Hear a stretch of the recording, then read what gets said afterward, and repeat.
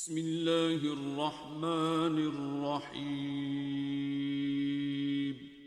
شروع اللہ کے نام سے جو بڑا مہربان نہایت رحم والا ہے۔ قرآن مجید میں اللہ پاک نے فرمایا کہ ہر نفس کو موت کا ذائقہ چکھنا ہے، ہر چیز فانی ہے، ہر ایک کو فنا ہو جانا ہے، باقی رہنے والی ذات فقط الہ العالمین خالق و مالک یعنی اللہ تعالیٰ کی ہے۔ کائنات کے ہر جاندار کے لیے اللہ تعالیٰ نے موت کا وقت اور جگہ متعین کر رکھی ہے۔ اس سے کسی کو بھی چھٹکارا نہیں ملے گا اور نہ ہی کوئی اس سے بھاگ سکے گا۔ اس لیے ایک دن شیطان یعنی ابلیس کو بھی موت آئے گی، لیکن وہ دن کون سا ہوگا؟ کون ابلیس کو موت دے گا؟ کیا شیطان کو نزع کے عالم میں تکلیف ہوگی؟ اور شیطان کی قبر کہاں بنائی جائے گی؟ شیطان کتنے عرصے تک موت کی نیند سویا رہے گا؟ آج کی اس ویڈیو میں ان تمام سوالات کے جوابات قرآن اور حدیث کی روشنی میں آپ تک پہنچانے کی کوشش کریں گے۔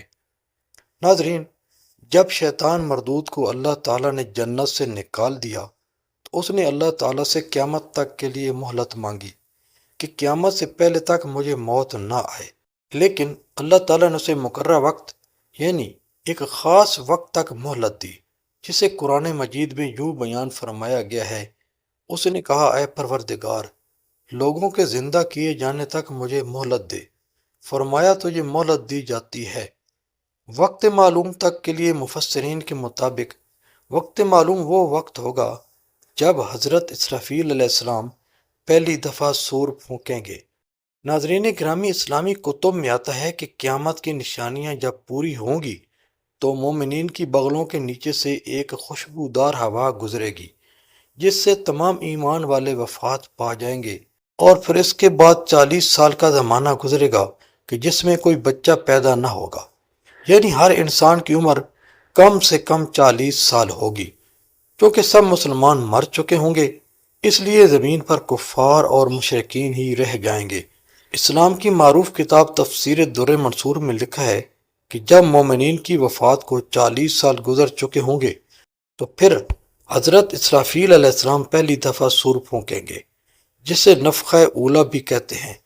شروع میں اس کی آواز نہایت کم ہوگی کہ لوگ کان لگا کر سنیں گے، پھر یہ بڑھتی بڑھتی اس قدر زیادہ ہو جائے گی کہ کانوں کے پردے پھٹ جائیں گے اور ان میں سے پیپ بہنا شروع ہو جائے گی اور لوگ مر جائیں گے، انسان، جنات، فرشتے، یہاں تک کہ شیطان ابلیس کو بھی نفخہ اولا کے وقت موت آ جائے گی۔ اس کے ٹھیک 40 سال بعد حضرت اسرافیل علیہ السلام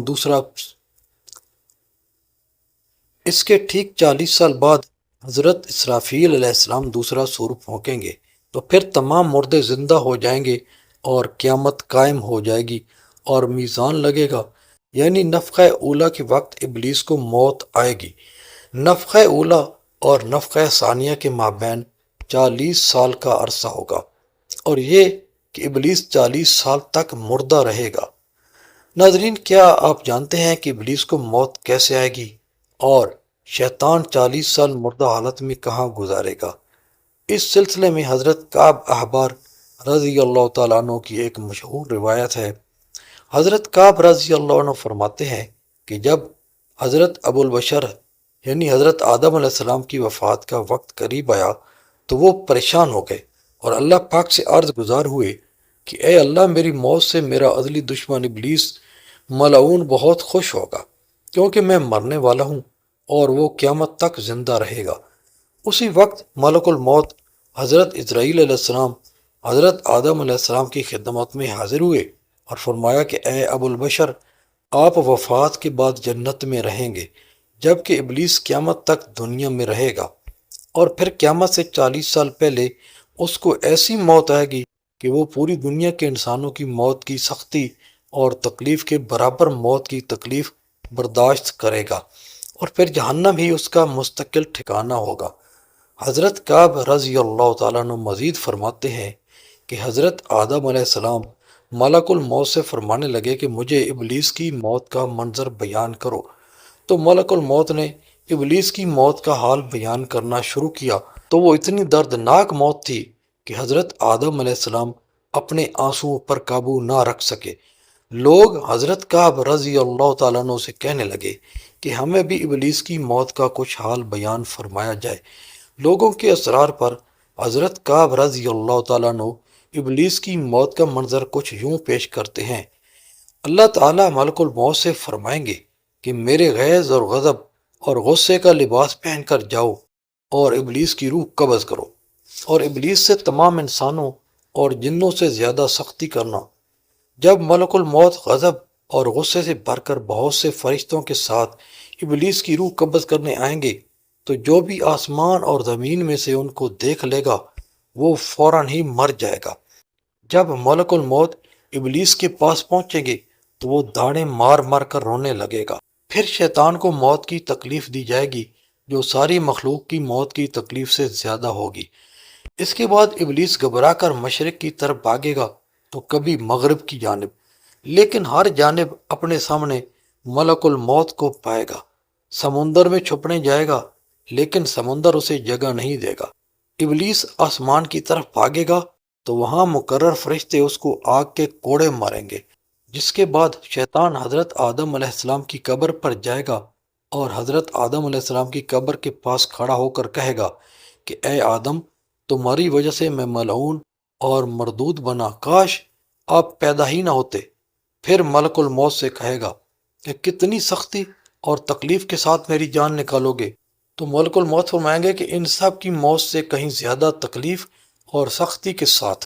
یہ سن کر ابلیس تڑپنے لگے گا اور چیختا چلاتا ادھر ادھر بھاگے گا اور اسی جگہ پہنچ جائے گا یہاں سے اس نے جنت سے نکلنے کے بعد پہلا قدم رکھا تھا۔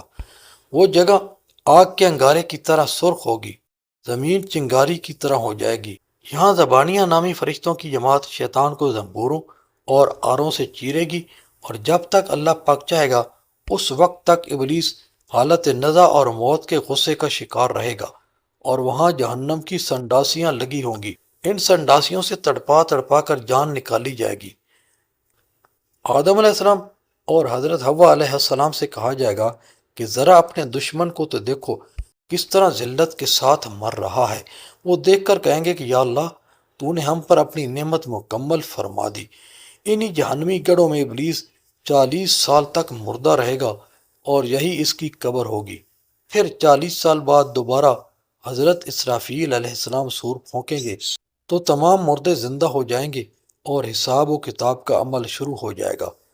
ناظرین محترم، بے شک اس دنیا کی ہر شے فنا ہونے والی ہے، اور اگر کسی کو دوام ہے تو وہ صرف اور صرف اللہ پاک کی ذات بابرکات ہی ہے۔ ہمیں ہر وقت تیار رہنا چاہیے، کیا پتہ کب کس وقت کون سی گھڑی ہماری اس دنیا میں آخری ہو اور پھر ہمارے پچھتاوے کے علاوہ کچھ بھی باقی نہ رہے۔ لیکن اس بات کو نہایت افسوس اور دکھ کے ساتھ کہنا پڑتا ہے کہ ہم اپنے پیارے نبی حضرت محمد مصطفیٰ صلی اللہ علیہ وسلم کی امت میں سے ہیں اور ہم اپنے لیے خوش قسمتی سمجھتے ہیں، لیکن ہم سب کو اپنے گریبان میں جھانکنے کی ضرورت ہے، اپنا تجزیہ کرنے کی ضرورت ہے، اپنا احتساب کرنے کی ضرورت ہے کہ ہم نبی اکرم صلی اللہ علیہ وسلم کی تعلیمات پر کتنا عمل کرتے ہیں، قرآن پر کتنا عمل کرتے ہیں۔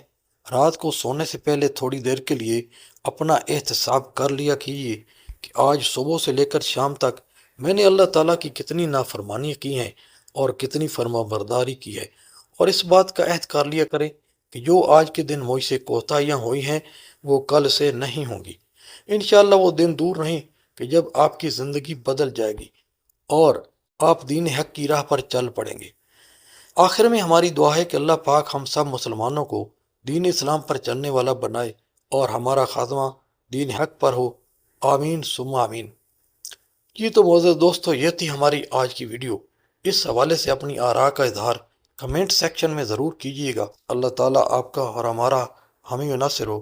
السلام علیکم ورحمۃ اللہ وبرکاتہ۔